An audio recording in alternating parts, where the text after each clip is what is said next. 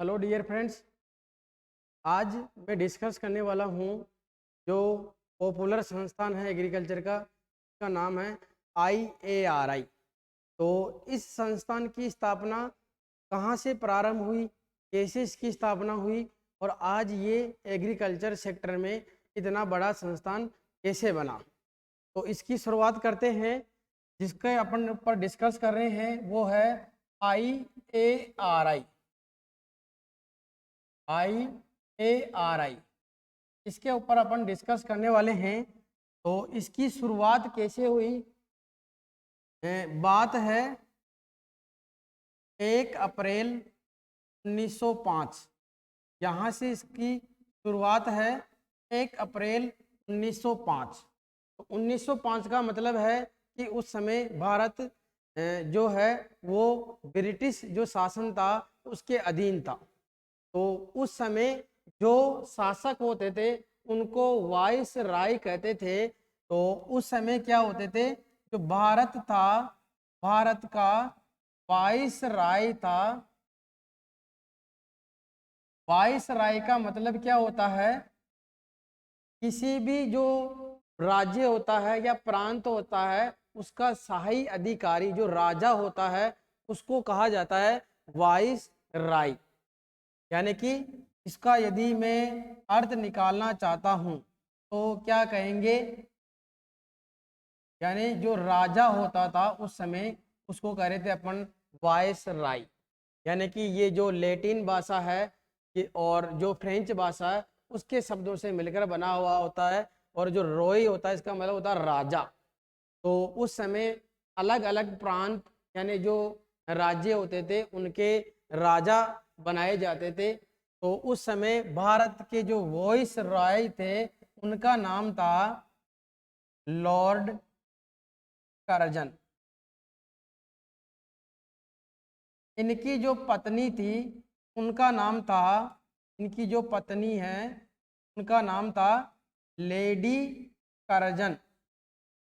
और इनकी एक फैमिली फ्रेंड्स थी, पारिवारिक मित्र थी, उनका नाम था हेनरी हेनरी फिफ्स।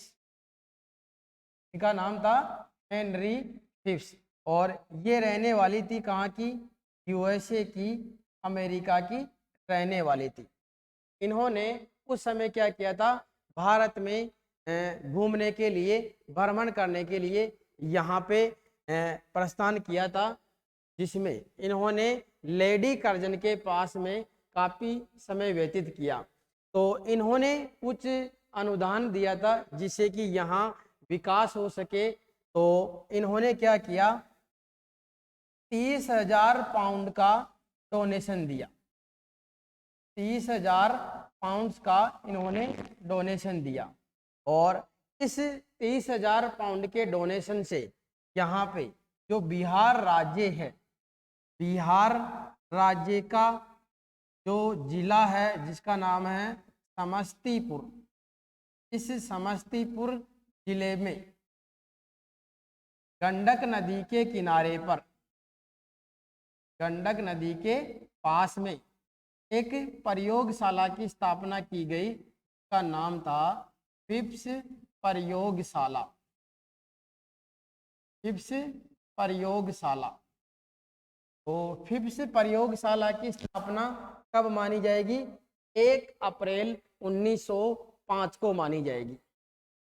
इस फिप्स प्रयोगशाला में जो कार्य हुआ जिसके कारण जो इस नदी के आसपास का क्षेत्र था ये पूरा क्षेत्र किस नाम से प्रसिद्ध हो गया, पूसा के नाम से। ये जो रीजन है ये किस नाम से प्रसिद्ध हो गया, पूसा के नाम से। तो यहाँ पूसा का विशेष नाम अपने को ध्यान रखना है। यहाँ पूसा का नाम क्या हो गया, Phipps, Phipps of United state of America का नाम हो गया फिप्स ऑफ USA। USA को भी खोल दे तो Phipps of United state of America इसका नाम हो गया। और ये जो एरिया है पूसा के नाम से प्रचलित हो गया काफी। इसके बाद में 1911 में इसका जो नाम है वो कर दिया गया IIAR का पूरा है imperial institute of agricultural research, ये इसका नाम कर दिया गया 1911 में। इसके बाद में 1919 में फिर से इसका नाम चेंज कर दिया गया और क्या रख दिया गया IARI, जो है इंपेरियल एग्रीकल्चरल रिसर्च इंस्टीट्यूट रख दिया गया इसका नाम। इंपेरियल कृषि अनुसंधान संस्थान रख दिया गया इसका नाम। 15 जनवरी 1934 इस समय भूकंप आया था, जिसके कारण बहुत हानि पहुंची और इस भूकंप में ही जो मुख्य भवन था वो मुख्य भवन क्या हो गया, क्षतिग्रस्त हो गया, डैमेज हो गया। वो के कारण यहाँ पे जो कार्य था वो प्रभावित हो गया। इसको देखते हुए कार्य को प्रभावित होने से बचाने के लिए एक मीटिंग रखी गई शिमला में, जहाँ इसके ऊपर डिस्कस किया गया कि जो ये बिल्डिंग है इसको अपन शिफ्ट कर सकते हैं। उसमें डिसीजन हुआ तो इन्होंने 1936 में जो बिल्डिंग है इसको शिफ्ट कर दिया गया, कहाँ, नई दिल्ली में। ये शिफ्ट हो गई नई दिल्ली में। इसके बाद में इसमें क्या क्या चेंजेज हुए,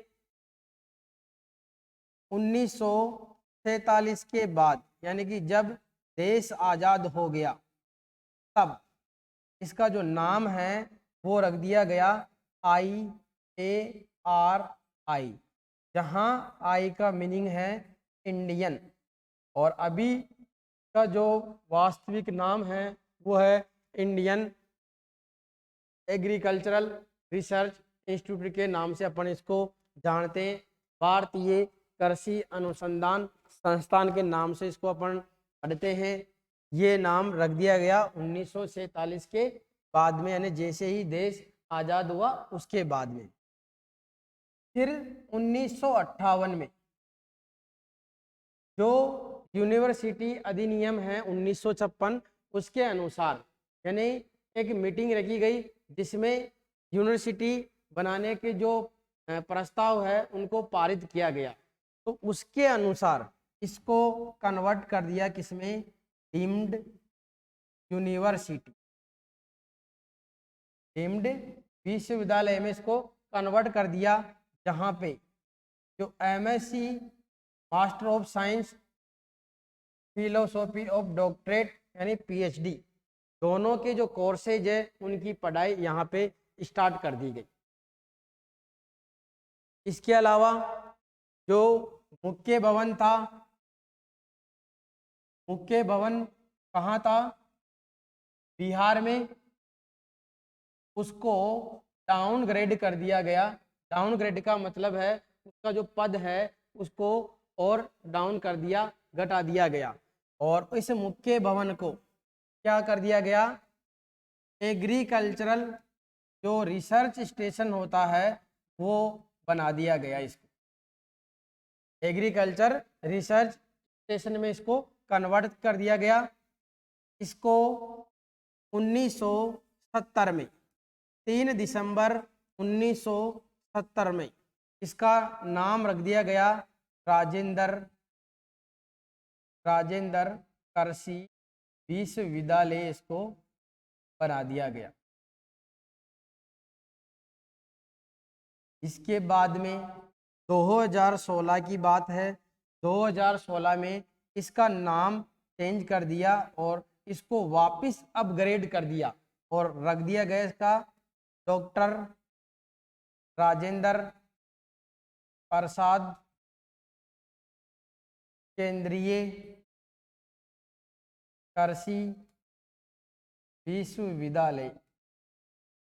तो जो मुख्य भवन था वहाँ पे तो फिलहाल अभी जो करंट टाइम है में वहाँ रनिंग है डॉक्टर राजेंद्र प्रसाद केंद्रीय कृषि विश्वविद्यालय। जो फिफ्थ प्रयोगशाला स्थापित हुई थी वो अभी करंटली वर्किंग है दिल्ली में, जो कि है IARI Indian agriculture research institute के रूप में कार्यरत है, जहाँ पे रिसर्च का जो वर्क होता है वो कंप्लीट किया जाता है। इसके अलावा जो MSc और PhD की पढ़ाई होती है एग्रीकल्चर से वो वहाँ पे करवाई जाती है। यहाँ इनका एंट्रेंस एग्जाम लगता है जहाँ पे हजारों रुपए स्कॉलरशिप के रूप में दी जाती है पढ़ाई करने के लिए। तो जो भी स्टूडेंट एग्रीकल्चर से पढ़ाई कर रहे हैं वो की तैयारी करके और अपनी जो आने वाली पढ़ाई है इसको यहाँ सुचारू रूप से कर सकते हैं। तो ये इस संस्थान के बारे में जो गहराई से इसके पीछे की कहानी है उसके ऊपर डिस्कस किया अपन ने। ऐसे ही जो और भी एग्रीकल्चर से रिलेटेड इम्पोर्टेंट संस्थान है जिसमें अपन राजस्थान की भी बात करेंगे। यहाँ यूनिवर्सिटियों का जो एस्टेब्लिशमेंट है वो कैसे स्टार्ट हुआ और आज जो 5 यूनिवर्सिटी चल रही है कि इनकी स्थापना कैसे हुई। Thank you.